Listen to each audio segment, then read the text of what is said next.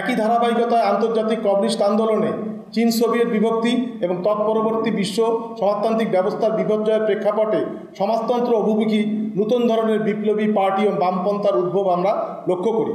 Latin আমেরিকার দেশগুলি Bolshevik পার্টির মডেল বাদ বিচারহীনভাবে গ্রহণ না করে পরিবর্তনশীল বাস্তবতার সংযোজন বিয়োজনের মাধ্যমে একবিংশ শতাব্দীর সমাজতন্ত্র নির্মাণের দিকে অগ্রসর হয়।